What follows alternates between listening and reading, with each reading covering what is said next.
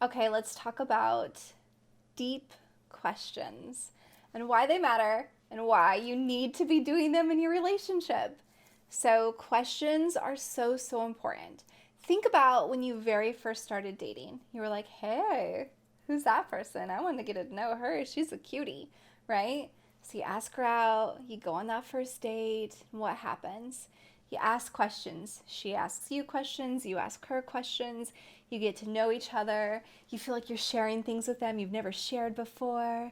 You feel this connection. You want to have experiences with them that you've never had with anyone else, right? You have this deep bond that you're developing with this person, and it all started with questions. And so, this has to continue throughout your relationship, right? So, even the questions you asked on that first date might still be relevant to ask today, right? We change as we grow, right? Life transitions, life experiences change our ideas, change what we're experiencing in this moment. Our dreams change, our friends change, like everything changes in our life. And it's okay if the answer's still the same and you just continue to ask questions. The other part of this is because when you ask questions, you're really investing in the friendship of your relationship, right? The foundation of the happiest couples have such a solid foundation of friendship.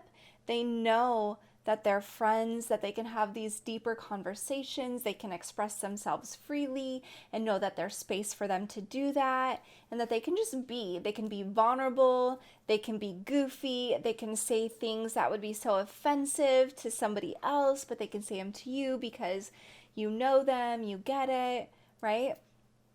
So definitely create the space and that foundation in your relationship of a solid, solid friendship. When you have a solid friendship, it can handle that bumpiness way more. Plus, we just really want to know that we're seen and we're understood, and that the person that we're with wants to know us, that we're worth knowing and investing in. And plus, you have good ideas too, right? So it's like give yourself space to share those.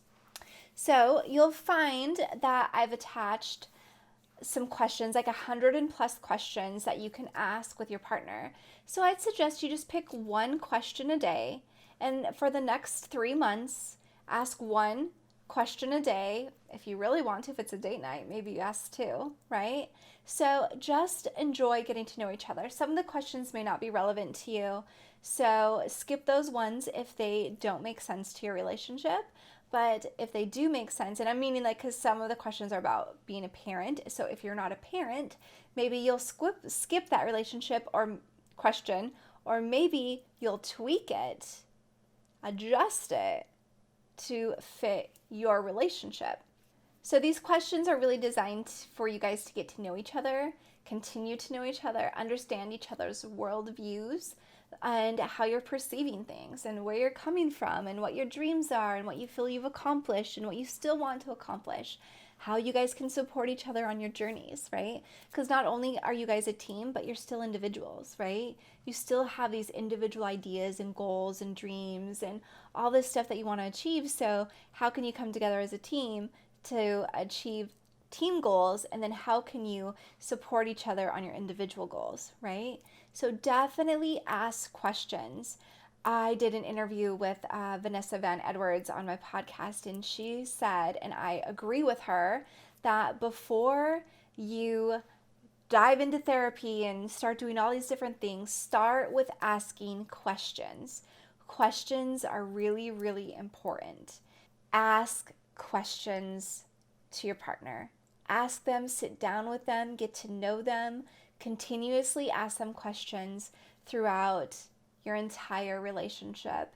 And use the questions that I provided to you as a guide. And also know that there are tons of different games out there for people, for couples, for families, for friends to ask each other questions. So invest in some of those games if you want some support, because you're like, well, I don't know what questions to ask, right? So if after you use my list of questions that I provided for you, you would still like more, then make the investment. There's games called the Ungame. John Gottman has like a love maps game that you can ask. You can Google questions to ask my partner. Probably tons of articles will come up. So just start asking your partner questions. Again, this is so easy to do that it makes it even easier to skip, right? Oh, I already know them. And remember, you can skip like nurturing or putting love into your relationship for a day and you can recover from that, right?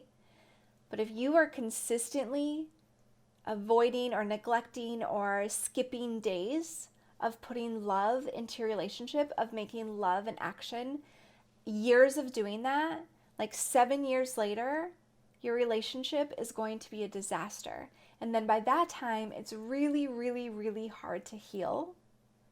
You can heal it if you're both willing to do the work at that time, right? If you're both willing to practice the forgiveness and all of that stuff. So if you can be preventative, or if you can start the healing process now, start with questions, get to know them, get to know her, right? Reinvest in wanting to know about her world and share your world with her back, okay?